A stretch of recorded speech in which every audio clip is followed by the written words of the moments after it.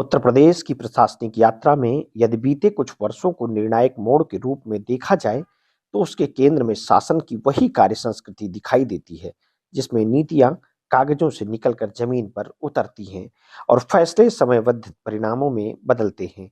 Press meet में मुख्यमंत्री योगी आदित्यनाथ द्वारा प्रस्तुत किया गया proactive governance and timely implementation यानी प्रगति मॉडल इसी बदली हुई शासन दृष्टि का प्रत्यक्ष प्रतिबिंब है।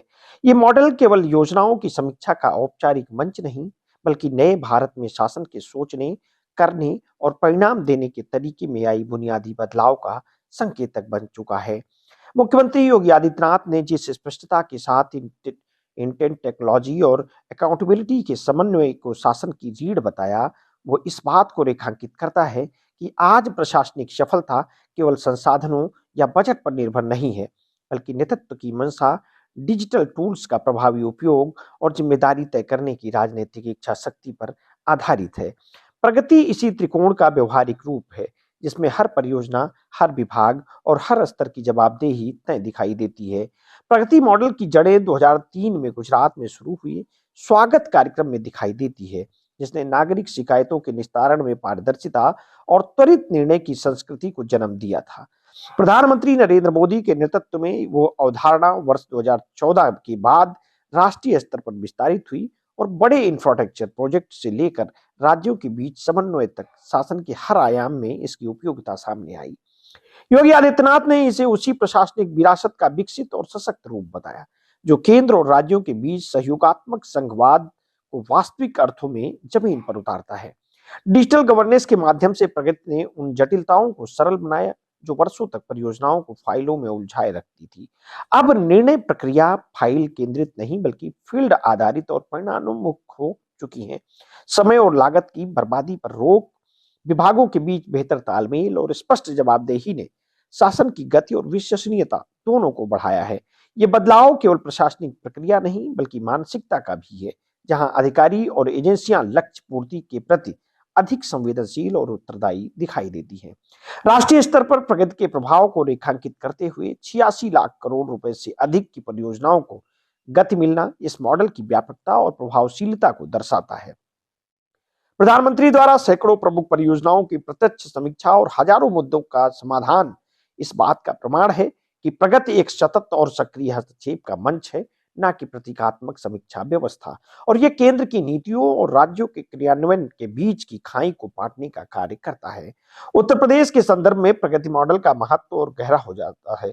एक समय प्रशासनिक अड़चनों, भूमि विवादों और अंतर विभागीय तालमेल की कमी से जूझने वाला ये राज्य आज देश के सबसे बड़े इंफ्रास्ट्रक्चर पोर्टफोलियो के साथ उभरता हुआ नजर आता है। 10.48 लाख करोड़ की 330 परियोजनाओं का प्रबंधन और उनमें से बड़ी संख्या का समय से पूरा होना केवल आंकड़ों की उपलब्धि नहीं, बल्कि शासन की क्षमता और अनुशासन का प्रमाण है।